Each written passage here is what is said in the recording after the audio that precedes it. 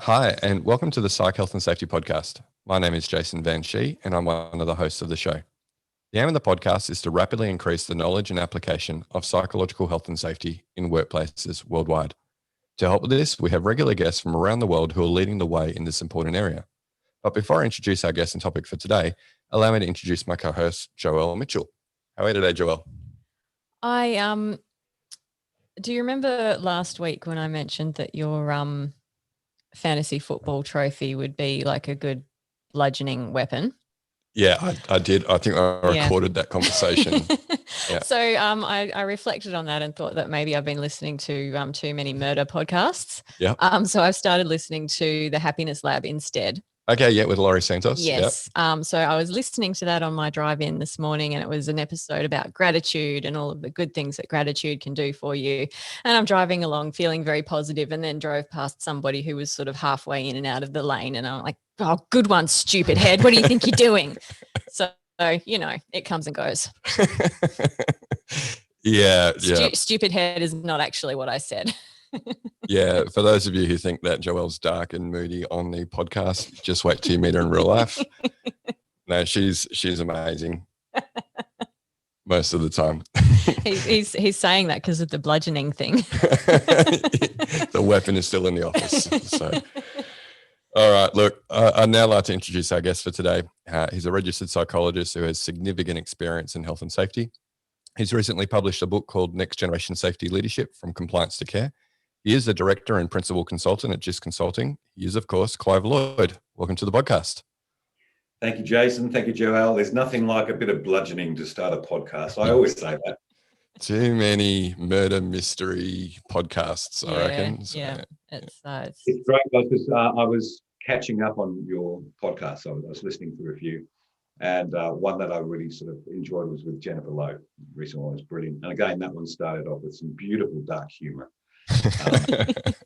Keep it going. I'm a huge fan of dark humor.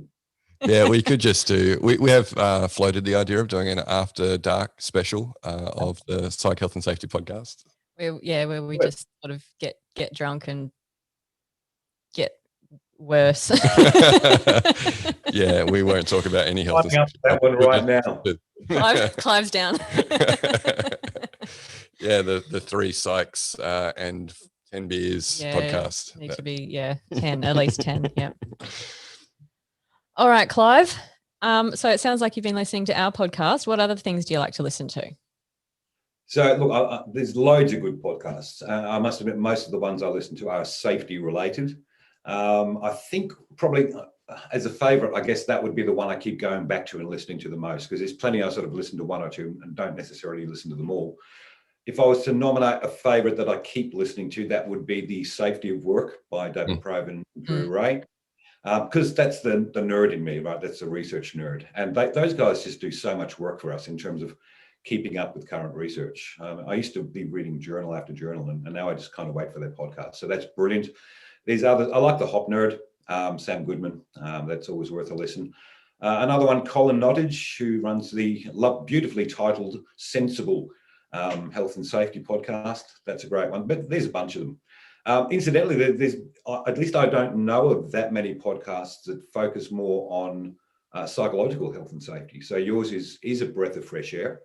And certainly I'm going to be listening to that one, because I could be wrong. You guys might be able to let me know, but I haven't found that many psychological health and safety podcasts. None that we're aware of. Yeah, we're certainly not going to advertise them here. If Joel's not competitive at all. No. Well, I mean, the reason we're doing it was because there was nothing like this that existed, right? It'd be silly duplicating someone else's effort. So, yeah. Yep. Okay, Clive, you've had a really interesting career. So please tell us and our listeners all about it. All right, look, I'm old. So obviously it's a very long career, Joel. So I don't know where you want me to start. But it has been interesting. And I think possibly one of the most interesting aspects of my career is one that you wouldn't know about. And so let me start there. I can go very quickly. And by the way, just come in, guys. If you need me to go like 5 years ahead, just let me know. Just say, go 5 years ahead, Clive. So drugs and alcohol have actually shaped my career to a great degree. And I should probably tell you more about that. In that, before I became a psychologist, my career before that was actually as a touring musician. I was a session musician. And naturally, in touring musicians' lives, drugs and alcohol, they're out there, they play a fairly big part. I was exposed to that and people using a lot of drugs and alcohol, a lot. I managed to sort of scrape through. I think I didn't sort of get caught up in the whole drug thing. I think I feared that I'd like them too much or something, but anyway, didn't do that. But I was the sort of guy who even hardened musos would come to when they were having problems. And that was my life, really. People would come, I'm one of those people that people would come to talk about problems and hassles.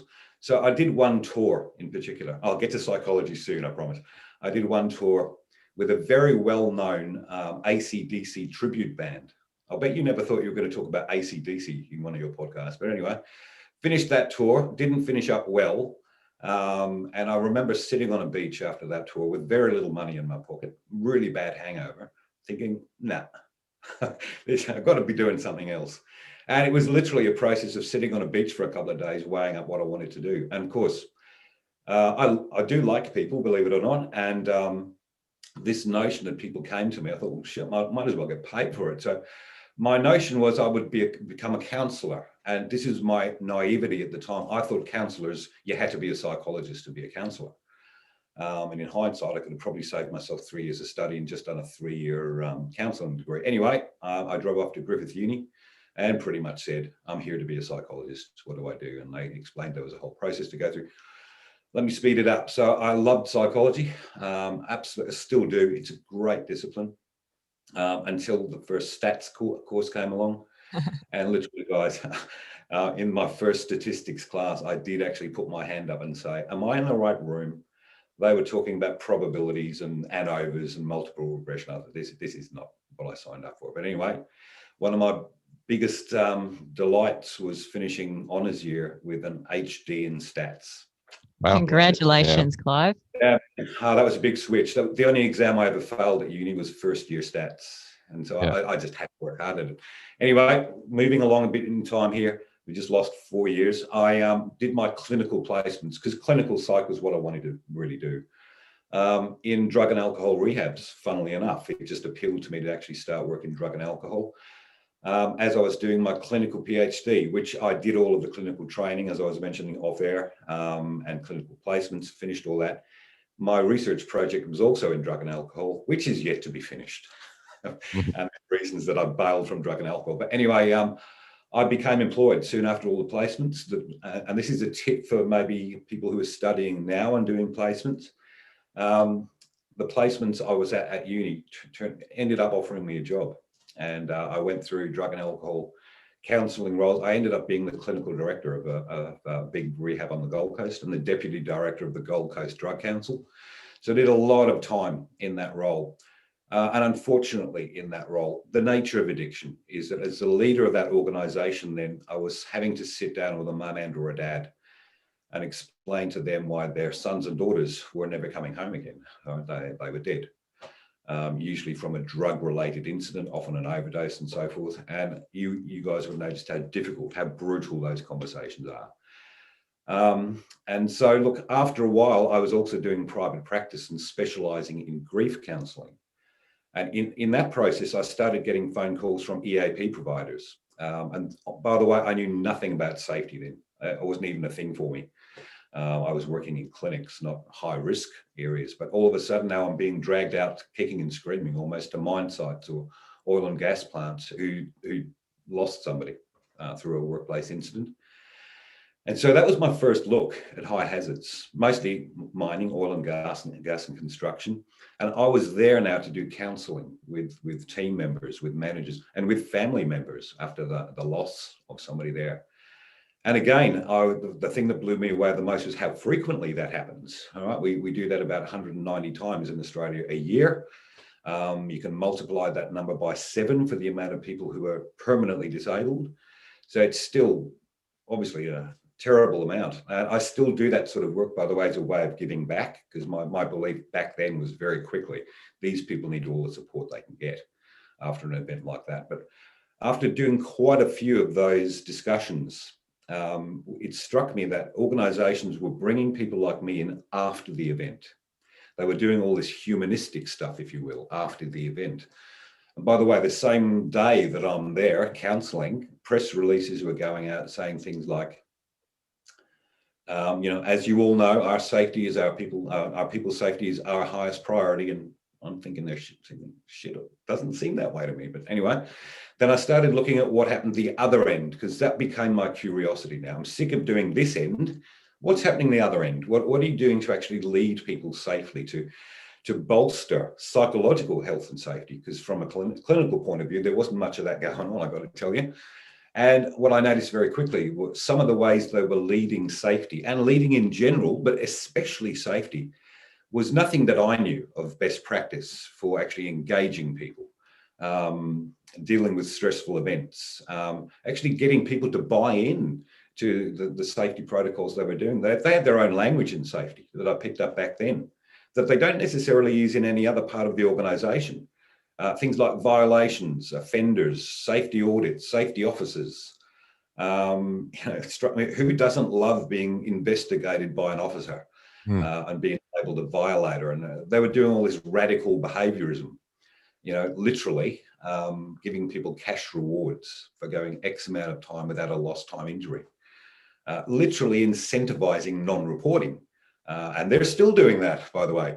And this might be harsh for some psychologists listening, but amongst my own group of psychologists, none that I actually know well would use radical behaviorism as a modality of choice, unless they're training their dogs, and yet companies still use radical behavior a lot. And so all this was going on. So I was invited by a consultancy that we were talking about off air to join. And back then, by the way, I was really kind of snobbish, right? I thought these bloody org psychs, they're out there making all this money, and us clin psychs are doing all the real work and things like that. But anyway, I looked at this this group of people, and they're actually a really great bunch of guys and girls doing what I thought at the time was great work. Now, don't forget, I knew nothing about safety, but I did know about clin psych. And I shared my view of the program that they were running, and I was even invited to actually rewrite some of the leadership program, which I did with relish. And so, look, I did that for quite a while, actually, about 6 or 7 years. Then I left there and became a bit of a hired gun for other organizations that were doing work in similar fields. Now, I was learning as I went from leaders, from organizations, what worked and what didn't. And in the end, I couldn't really do that anymore, because when you do a program for another consultancy as a hired gun, you've still got to kind of say what they say, because it's their program. And increasingly, I was in disagreement with many aspects of their programs. A lot of it was great stuff, but a lot of it, to me, I couldn't agree with anymore, based on research, based on evidence, and also my own experiences, things like zero harm. One of the programs I was working with, their whole program was called the Zero Incident Process, which seemed really philosophically great at the time. And now I couldn't be further away from that. So it just didn't fit anymore. So 2011, we're jumping ahead, guys, and I'm getting there. 2011, actually a big year in Australia for safety. That was the year that Sydney Decker first started talking in terms of safety differently. And I'd been thinking in those terms anyway. So it was all of a sudden, wow, other people are talking about this stuff. It was also the year that I formed GYST Consulting. I think I met Joel then in the following year, one of my first things in Sydney. And looking back, I must have talked a load of crap at that one, because things have changed a huge amount. I'm happy to say that, by the way, Joel. It was also the year a study came out. And I'm a bit of a nerd, right? I do like the research. And a study came through ANU from Gunningham and Sinclair. And it was done in coal mining, but it was such a good, robust study. I think, I certainly extrapolated the results to other industries because it made sense to me based on my own experience. But one of their concluding paragraphs was brilliant, to the point where I can actually say it now without even reading it. And it was, unless the mistrust of the workforce can be overcome, even the most well-intentioned and sophisticated management initiatives will be treated with cynicism and undermined. Now, that fitted my experience absolutely beautifully, and that actually formed part of the foundation for our sort of flagship program, if you like, the Care Factor program, which we'll get to later. So shortly after that, I built that program called the Care Factor program, and just started rolling it out. And we've been doing it now as the flagship program. There's plenty of other programs that flow from it for about now 10 and a half years, mostly in Australia, but internationally too. And that's sort of how it all came about, and still doing it, still loving it. Good stuff, Clive. Now, I recall back in 2012, on your very fancy screen behind you there, it says that GYST stands for Grow Your Safety Thinking. That was not what the acronym stood for back then in 2012 in the promo merchandise that you were handing out. Yeah, and look, this, of course, back in 2012, Joel, I was incredibly unprofessional. And I really loved it. I thought it was great. Yeah, and look, unofficially, it's still known as that, a little bit more officially. Well, where it came about, I can't remember if I shared this at the time in 2012, but it came about before we'd actually named the company. I was just a freelancer, if you like, but I was in a cab one day going to a conference, and the cab driver said, as they do, so what do you do? And I told him sort of what I did in fairly lengthy terms. As you can guess, I can talk a fair bit. And by the time we got to the destination, he summarized it beautifully for me. He said, sounds like you help people get their shit together, eh? I thought, there you go. That's what we'll call it. Now, of course, what I've learned is you kind of have to be a bit more professional. We're dealing a lot with key decision makers and CEOs and CFOs, and that wasn't really probably the best thing. So Tanya, my partner in life and business, said, just maybe Grow Your Safety Thinking it fits well, and it's probably a little bit more professional, Clive. Come on. I look, when I saw that it had changed, I was genuinely disappointed, but Tanya's probably got a good point. Yeah, deep down I'm disappointed too, but I call it that whenever I can, I'm glad. No, I used to work as a gun for hire for another consultancy who had an acronym, and around the traps it was known as bullshit services. But there you go. No, maybe not. We're going to have to tick the explicit box on. Yes, we are going to have to. Yeah. Yeah, sorry, guys. Hey, Joel, you started this. It's my fault. How externally locust of me, though. How externally locust of me to blame you for that?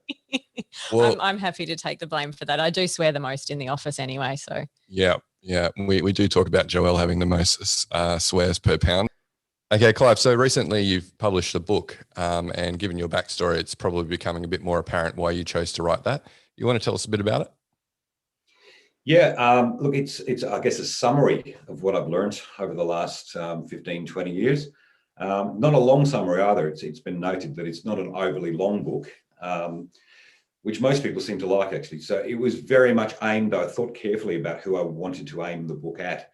And it was not commentators, academics and so forth. There's plenty of those books out there, and that's what people were letting me know. Some of the great safety books, and they are great books out there, though they kind of read in very dry academic ways, a little overly so perhaps. And what I wanted to write was really plain language for leaders, and people have also said you could probably take the word safety out of it.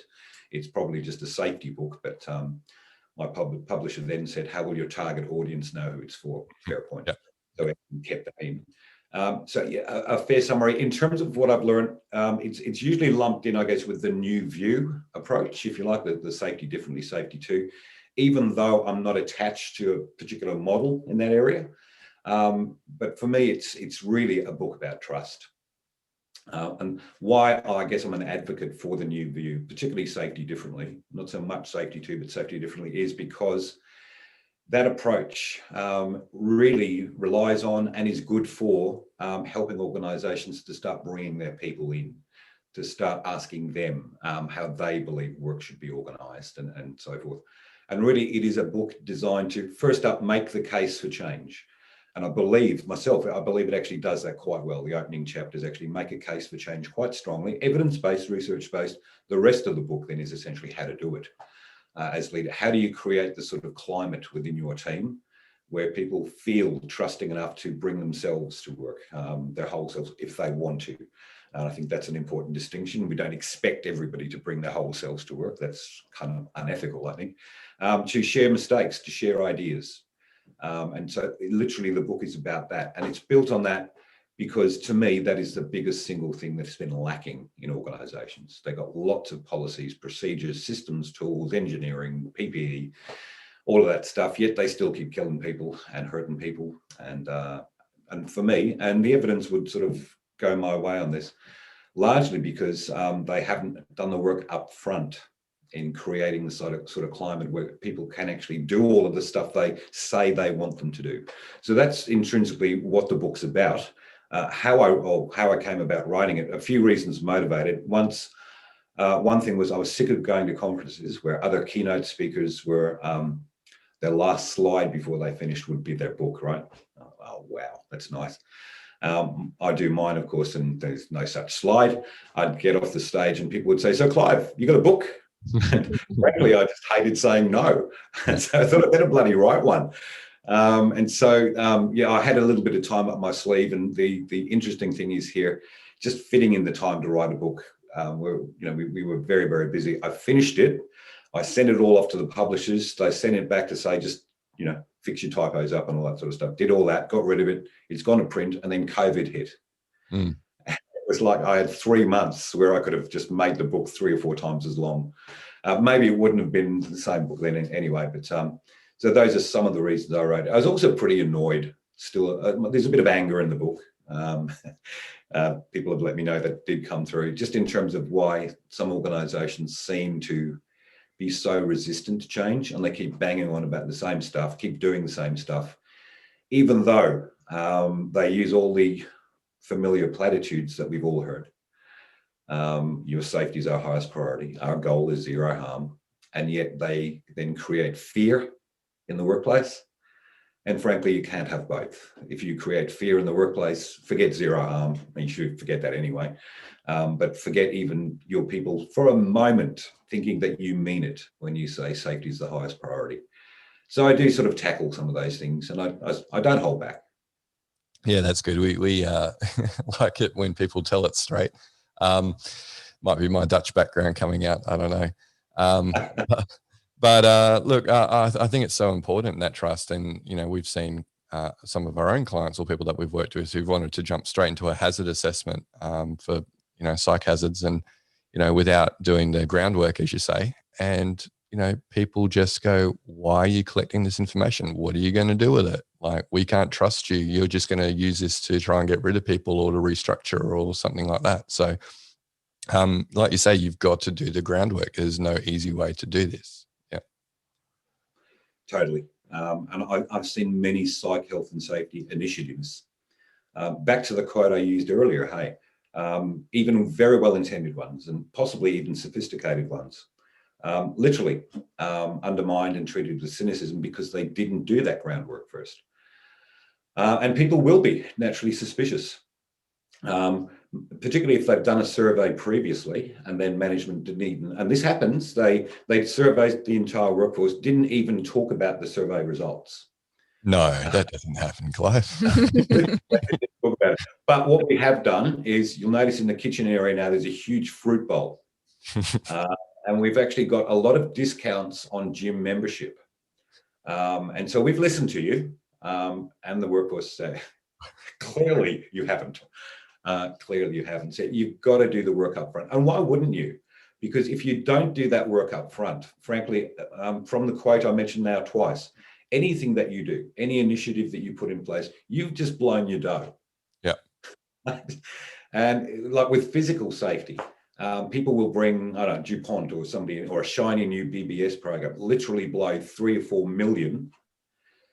They get the immediate sugar hit, of course, which is either regression to the mean, or simply because people's focus obviously is put on safety for a little while because of the rollout of a program. And invariably, if they haven't done the work up front, it will just go back to what it was before.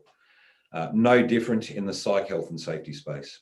All of the well-intended initiatives will have no lasting impact unless you've actually got that up front, unless you've got the trust up front. Yeah. Interestingly, a place that I used to work, the communal fruit bowl actually ended up becoming a source of conflict in the workforce because somebody took the last banana and I wanted that last banana, and how dare you? So yeah, Irony. It's a psych hazard in itself. It isn't is. Yeah. What is it? The road to hell is paved with good intentions. And bananas by the sounds of it. Bananas. Yeah. All right, Clive, can you tell us a bit more about fear and trust? Yeah. So look, a couple of the key areas actually I talk about when I'm putting the case for change up front. I do talk about what I call the fear loop. So in our program, we do talk cognitive psychology, of course. So we talk about the framing process and leading to this notion of self-fulfilling prophecies. And how I call it the fear loop because it essentially becomes anyway a self-fulfilling prophecy. And again, this is where the overlap maybe with the safety differently approach comes in. Comes down to some fundamental assumptions that leaders make. And one of those fundamental assumptions still is that our people really are the problem. And when we go in with that fundamental assumption, of course, what we end up doing, and it's hard to do otherwise, is focusing therefore on our people's behaviours. When they're being good, and listen to the patronising language here, when they're being good, we'll reward them. As I mentioned before, maybe a cash bonus or more frequently these days, we've gone, 30 days without a lost time injury. So we'll have a little barbecue and give you some trinkets, a little cap and a keyring, do all that. But for the bad behaviours, for the violators, for the offenders, well, naturally, there's going to be punishment for that. And so when you're focusing on behaviours, and what ends up happening amongst the workforce is we create fear of the punishment, as it were. And even where you create motivation, maybe it's probably just extrinsic motivation. We're doing this for the reward. So how that sort of keeps going around is that you end up with no learning. People are too afraid to speak up because fear is going up. And when fear goes up, trust comes down. So we don't tend to learn. And what we create is extrinsic motivation. Now, these tend to be the model I used in the book, these sort of more apathetic and reactive cultures or climates, if you like. They hurt way more people. Now, of course, when they hurt more people, there's your self-fulfilling prophecy. Why do these people keep getting hurt? Because they don't follow procedures, because they don't listen to instructions, because they're taking shortcuts. Our people are the problem. And this just goes round and round and round. It becomes a self-fulfilling prophecy. So for me, where you've got high fear, you have low trust. And later in the book, when we're talking about how to do this differently, we talk about the trust loop, which is also a self-fulfilling prophecy. Different fundamental assumption. And that is a very safety differently speak here, but fundamental assumption of people are the solution. Understanding that we have limitations in our conscious mind. We all forget stuff. We want to take shortcuts. We're wired to do that stuff. But fundamentally, people are the solution because within our people lie answers to many of the questions that we have. And what that tends to drive, rather than just a focus on behavior, that tends to drive inquiry, asking great questions. It also builds relationships. It's focused on building relationships by bringing our people in, getting them to tell us the ways forward, the answers to questions. What that builds, of course, instead of fear, that builds a sense of, builds relationship, it builds inquiry, it builds trust. The more we have that, we have people feeling, at a team level, of course, Amy Edmondson would say, that builds psychological safety. To me, the differences between trust, by the way, and psychological safety are way overblown. To me, psychological safety is nothing but trust experienced at the team level. That's really what it comes down to for me. I know Amy would agree, and that's fine. So what we've got here is a team with intrinsic motivation who feel totally involved in decision-making processes, largely actually have been involved in writing some of the, or at least co-writing policies, procedures, systems, tools. And magically, if they've been involved in their development, they will tend to have more ownership of them. If they have more ownership of them, they're more likely to use them as intended. They will tend to hurt less people. And of course, when that happens, we tend to, it tends to just, again, be a self-fulfilling prophecy. Why are we getting these good results? Well, because our people are the solution. That goes round and round too. The funny thing is I've seen both of those loops, a fear loop and a trust loop, within the same organisation. And sometimes even within the same site, maybe one particular mine site, where perhaps predominantly the fear loop is present, but almost without exception, you'll get these little areas, these pockets of brilliance, if you will, where this team here, they're operating on high trust. And I'll often put this to senior leaders. What's that about? What is the difference? And invariably, it's where that particular leader or leaders have actually just been able to create that level of trust within their own teams. And if they can do it, my argument would be, let's all do it. So the relationship with fear and trust I've learned over the years, and again, the research is quite clear on this, where you have high levels of trust, you'll have low levels of fear, and fear in terms of speaking up, getting involved, admitting mistakes and so forth. I've definitely seen that sort of similar pattern as well, where you have a site that tends to be characterized in that fear loop, but you do sort of see those teams that are really high performing, and it's absolutely all about the relationship that the leader has built with that team, and the trust that they have in actually knowing that they're going to have the support of their leader, regardless of what's going on. So I think hopefully that that resonates with most people who have been to any sort of a high hazard site and have seen that those kinds of distinctions happening there. So you've talked about fear. What about active mistrust in the workforce? What can that cause? People arguing over bananas for one, girl. But really, it's just destructive almost entirely. There's nothing wrong with healthy skepticism. And by the way, you want the black cappers to a degree, but in order for you people to speak up and to question leadership, again, they need to feel trusting that if they do question something, they're not going to get shot for it, essentially.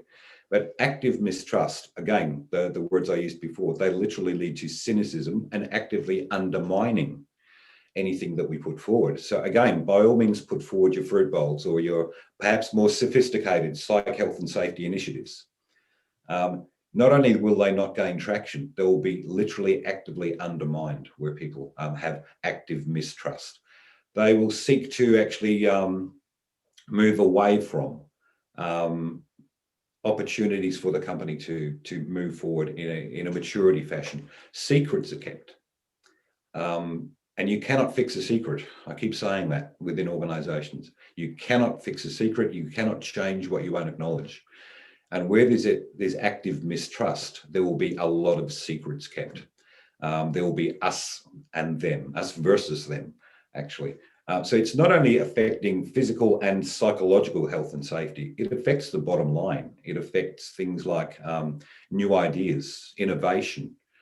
It affects the bottom line in terms of profit. No organization is going to work as well as it could while we have mistrust actually running rampant sometimes in the workforce. I'll give you an example just from a little while ago. I won't say the exact time, otherwise some of my clients might know who I'm talking about. But I was at a mine site, and overall the culture wasn't great. But on this one team in particular, I was working with the crews on this occasion, not the leaders. So I've given the attendance sheet out at the beginning, and the guys are sitting there with folded arms. Hey, I pride myself on being able to create trust and engagement very, very quickly. We've gotten very, very good at that over the years. Anyway, this group, after a quarter of an hour, they're still sitting with folded arms and sort of looking down. I'm thinking, this is kind of unusual. So anyway, they reluctantly filled in the attendance sheet. It's come back to me, and I've looked at it. 16 people in the room, 10 of them, where it says, what is your role? They've written down knuckle draggers. I kid you not, right? 10 of the 16 have written knuckle draggers. So anyway, that led me very, very quickly to a discussion on self-fulfilling prophecies, right? How names set frames and things like that. And they were getting right into it at this stage. They'd also learned that, what happens in that room for me as a psychologist stays in that room with a discussion. They can talk however they want. Anyway, lunchtime or just before lunchtime, their superintendent breezes into the room. No knocking, no, just breezes into the room, shouts across the room, so Clive, how are my knuckle draggers doing? And I'm thinking, why are these guys, when they come into a room potentially to learn some good new stuff, do they sit there with folded arms, look at the table, not wanting to share anything with me at that stage? The mistrust was palpable. And so I answered this question. And I said, well, when they were first here, they had fallen to your level of expectation, but now they're soaring way past it. Oh, nice work, Clive. Yeah. Talking about psychological health and safety, I do get asked occasionally, what's just one thing we can do Just one thing we can do straight away. And my flippant response, guys, I guess my flippant response would be, stop hiring sociopaths. That's really good. Yeah. Now, this comes down to that problem, right, where people are promoted into leadership positions because they're technically good, but then they've got no response, or they should not be a leader. They just shouldn't be. They just should not be anywhere near people, frankly. Yeah. Well, yeah, they're good at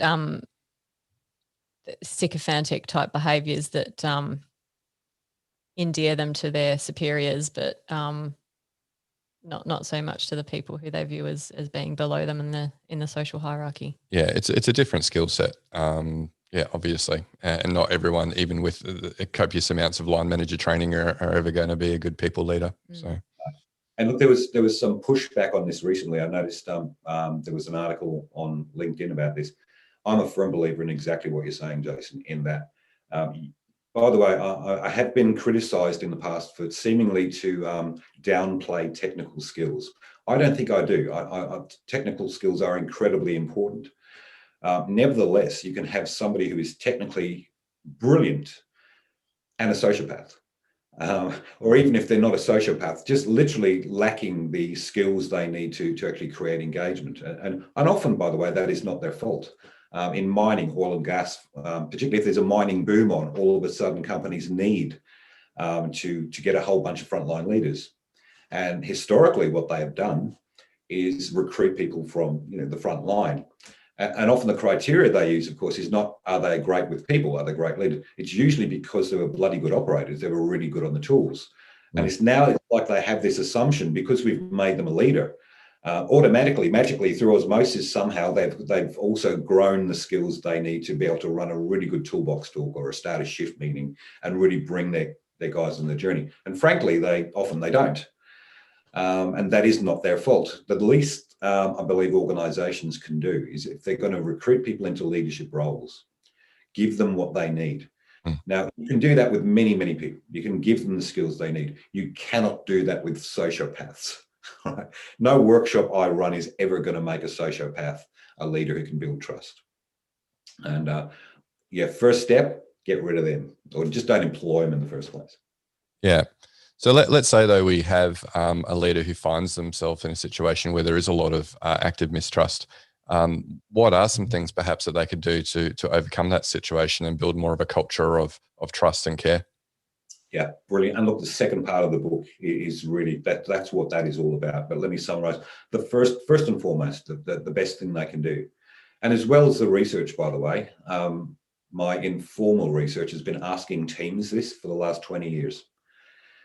Teams that have high trust, teams that have low trust. And I'll say, what is it you need most from your leaders for you to be able to trust them? And the number one response would be very simply, listen. Actually just come and listen to us. And so for me, that would be the big one. Now, to be able to listen to them, of course, you've got to be out there, or at least you've got to bring them in. So that's the other thing I would suggest. Make this a formal part of your work.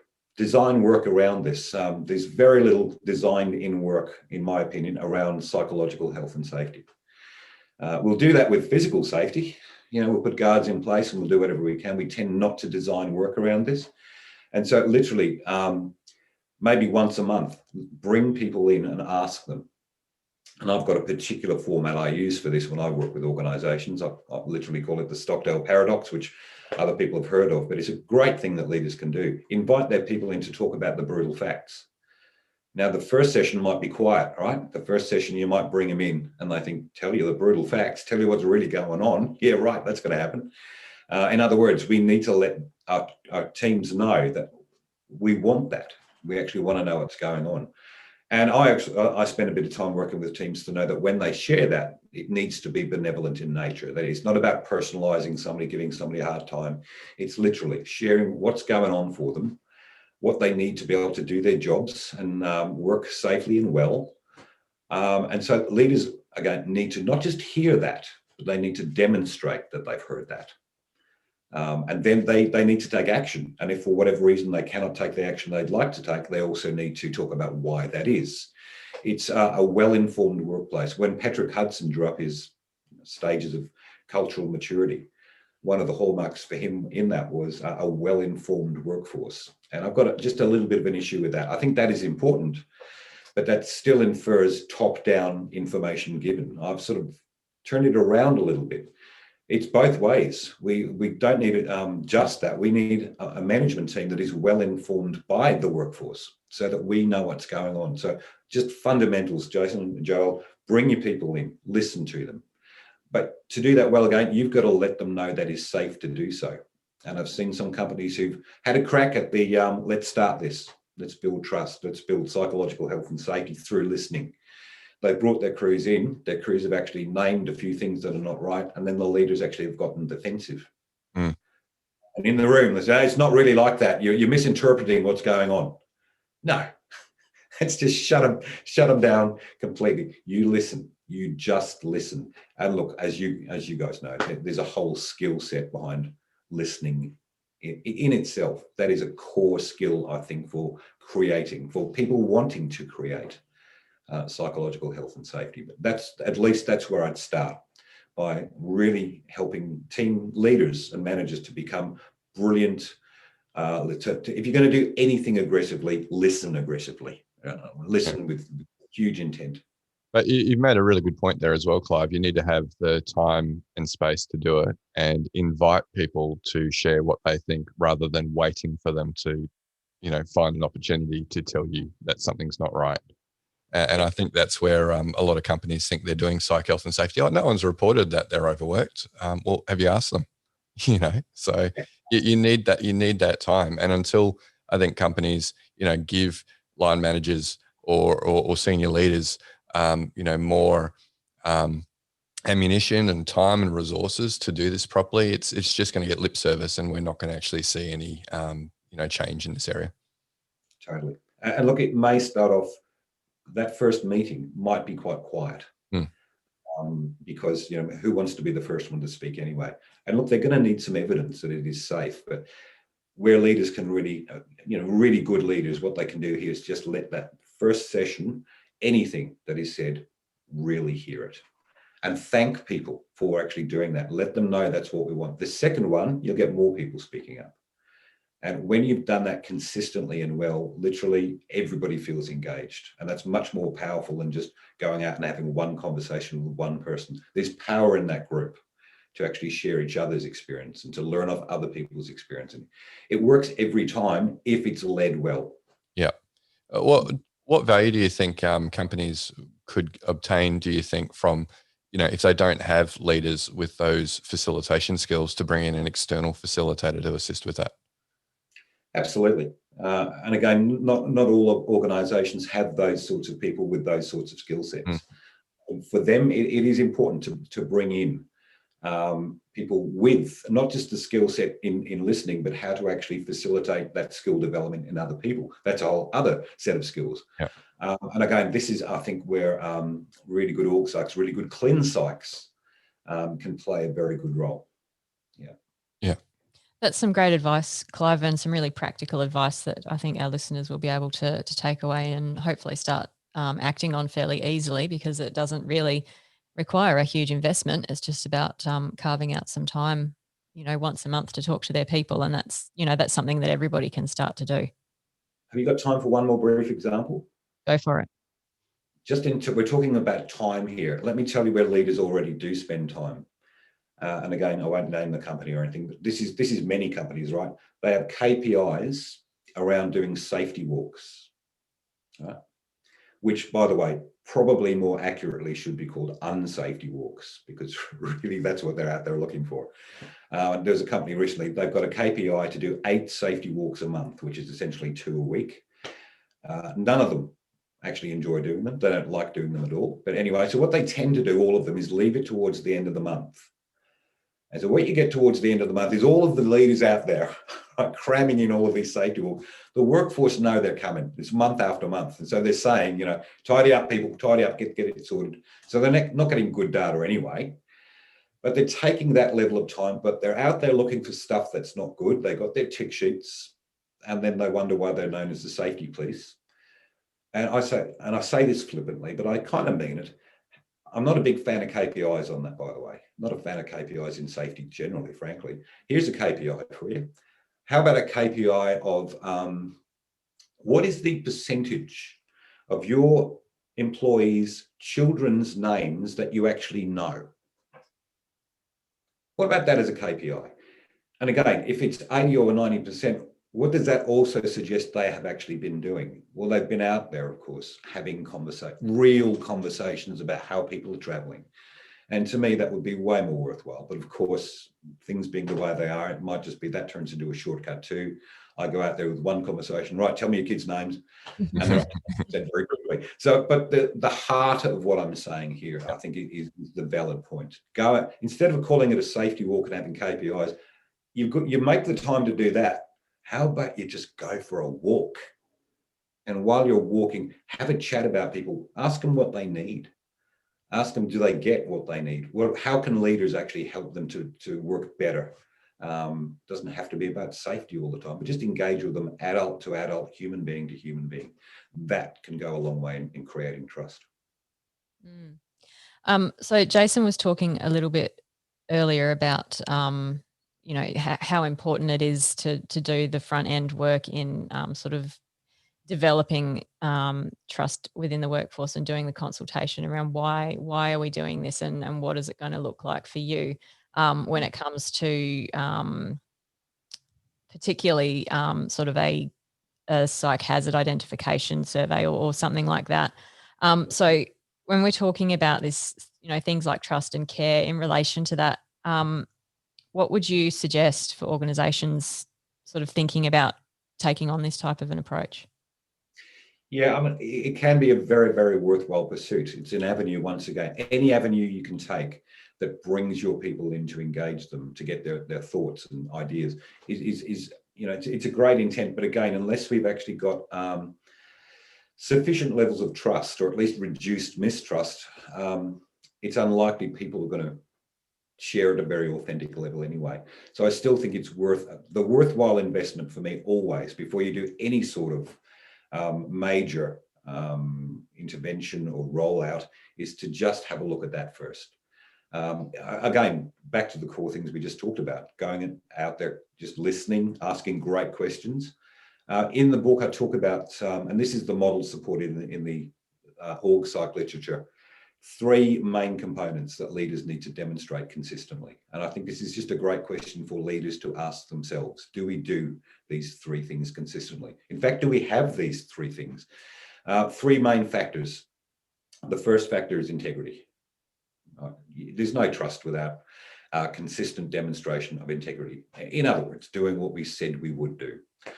Or if we can't, for whatever reason, because I know plans change, at least, again, informing the workforce, this is why we can't do it. So integrity is a core component. The second component to build trust, and we need all 3, by the way, is ability or competence.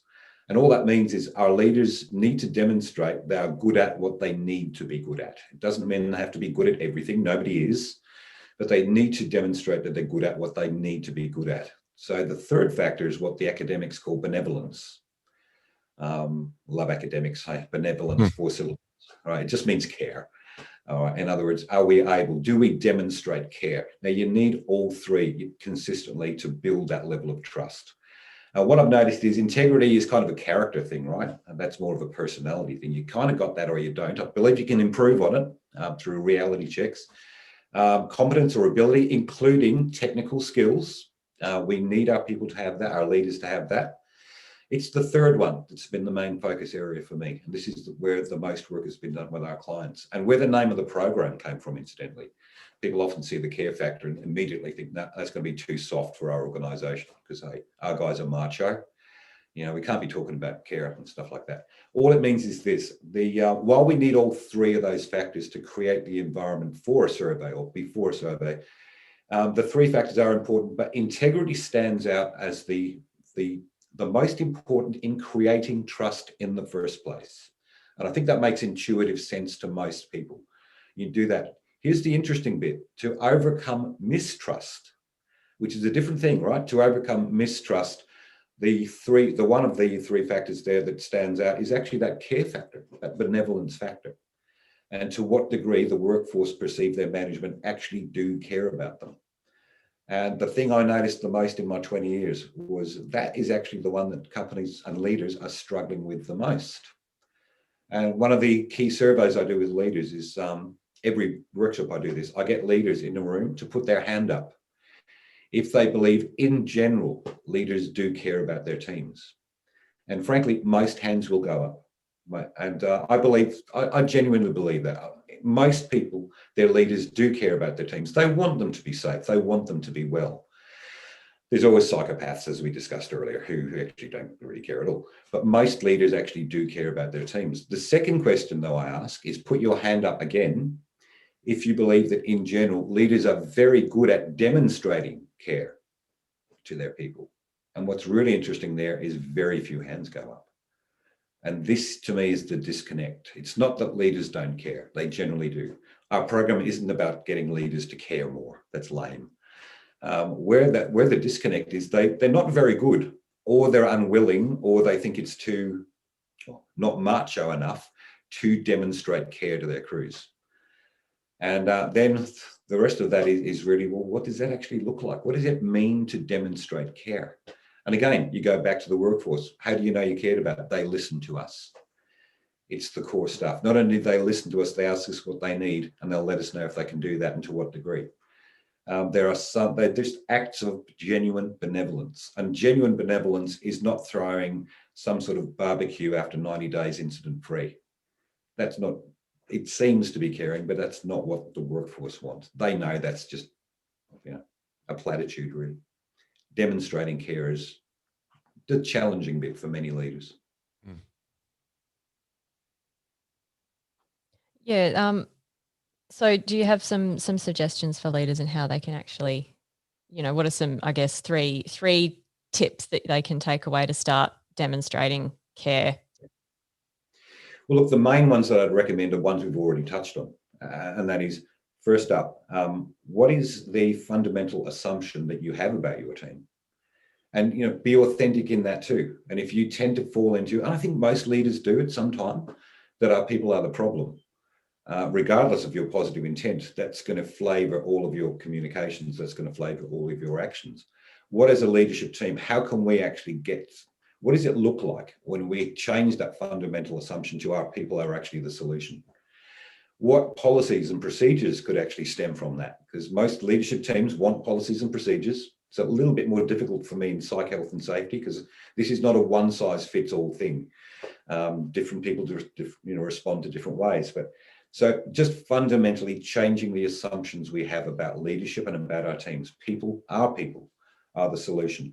That will tend to drive, again, other things we've spoken about, getting out there and asking them individually and collectively, what is it you need?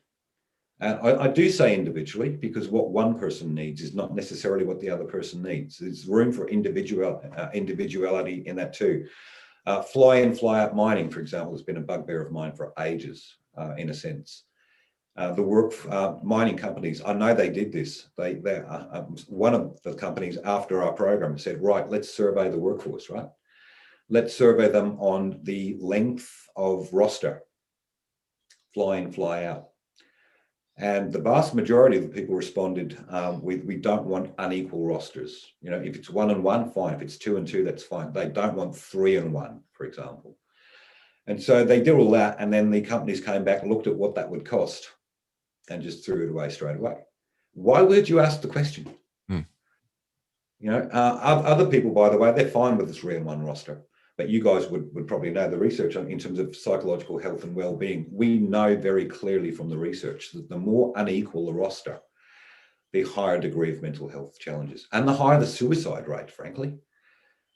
Mining companies know this. They deny it, but they know this. Why would you ask that question? So the other thing I'd say is only ask questions that you're prepared to hear the answers to. Be authentic in that. Authentic leadership. Don't bullshit people. Don't just do surveys because you want to be seen to be surveying the workforce. What's the intent behind your survey? Are you willing to listen? Are you willing to make changes? And so a lot of it comes down to those fundamental assumptions of why you're doing this. Wonderful. Great advice there. Thanks, Clive. Yeah, Clive, you obviously have this amazing wealth of experience, and I think your passion for bringing care to the front is to be admired. It's really great, and it does seem to be the missing piece definitely from what I've observed on visits to many mine sites.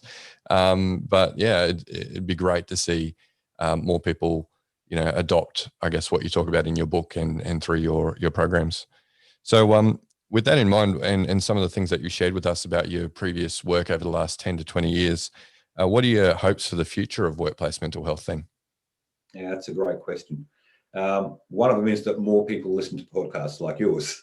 All right. And so you had Jennifer on one of your podcasts recently. Man, that was great stuff. There's such a wealth of knowledge and experience in that arena. And again, my hope is that psychological health and safety, it becomes, unlike its physical counterpart to a degree, that it is and remains evidence-based. That we do what we know works through research, not because it's a nice platitude or it's a nice thing to say. So much of physical safety is we just do what everybody else does, right? And it's we say all the nice things, but there's nothing behind it a lot of the time. I would hate to see psych health and safety go down a similar route where we, the fruit bowl thing that we spoke of earlier and gym memberships. Let's have a look what actually does work. Let's have a look what predicts high levels of psychological health and safety. What predicts that? And what predicts the opposite? And work based on the research, not based on platitudes and just being nice. So that's my main hope. Second hope for the future in psych health and safety would be that organisations actually intrinsically have the people who are good at it, who understand it, to bring in and actually employ org psychs, clin psychs, who can actually help to roll this stuff within. Don't have people like me come in. If it's intrinsic, you're saying to the workforce straight away, we have the resources here to be able to be really good at this stuff. So yeah, I hope it becomes that we bring in the necessary people to do a very good job of this, just like we bring in safety experts for physical safety. So Clive, yeah, no, I agree. I was having a conversation with Joelle the other day, and we're talking about how in Australia, about 1 in 10 of our serious health and safety claims or injury claims in Australia are due to psychological injuries. So it would make sense then, right? If you had 10 safety professionals working in an organization, then at least one of them would be dedicated to, understanding and managing psych hazards. Absolutely. Again, not to finish on a grim note, but in Australia, we lose a construction worker to suicide every second day. Mm. If that was physical safety, if we were losing that many due to physical causes, there would be complete outcry, right? Yeah, let's get people in who actually can help organisations to actually deal with that. So, so why it might seem easier to get an external consultant in, sometimes just having that internal resource, might be a lot better for an organisation, particularly if you've already got a established health and safety team. All right, Clive, we've got hopefully lots of listeners who are interested in working in this field of psych health and safety, and we want to give them all of the encouragement that we can. So do you have some words of wisdom or advice that you'd like to offer them? I'm always challenged with this one, only because it's hard to do that without projecting my own sort of journey onto other people, and everybody's journey is different. I would say in this field, again, we've spoken about this, those counselling, those clinical skills, I think, are vital. Becoming a really good listener, I think, is going to be hugely important for anybody in the field. And I would also say, don't be afraid to rock the boat. Certainly been happy to do that in the physical safety side. I think people rocking the boat has helped us to actually shift thinking. So yeah, get in there, rock the boat, and be a really good listener. Fantastic advice, Clive. And I think I can probably speak for most of our listeners and say that we're glad that you went down the psychology route rather than just the counselling route, because you've been a great advocate for evidence-based practice, certainly for as long as I've known you, and I imagine well before that as well. Thank you. Appreciate that. Well, Clive, it's been amazing having you on today. Again, your wealth of experience is fantastic. And, we love that you like saying it how it is. There's not enough provocateurs out there, so there can never be enough, I think, to really get people out of the normal that they're in. So thank you so much for coming along. Now, for our listeners, thank you for tuning into this extra long episode with Clive. Hopefully we're able to get rid of all of the technical issues that we had during this podcast, and you will not know until I've actually just mentioned right now that we had technical issues in this podcast episode. But Clive has been very, very good at persevering with us. So thanks again, Clive. For those of you who do want to check out the video of this, hopefully we're able to stitch it together. You'll be able to find that on the Flourish DX YouTube channel. We also like to post clips, the little golden nuggets, and Joelle's going to have a number to choose from, I think, today, onto our LinkedIn Flourish DX page. So please check them out there. And you'll find that Joelle and I and also Clive are also very active on LinkedIn. So feel free to follow us or send us a connection request. But that's it, listeners, for today. Thank you again, and catch you next episode.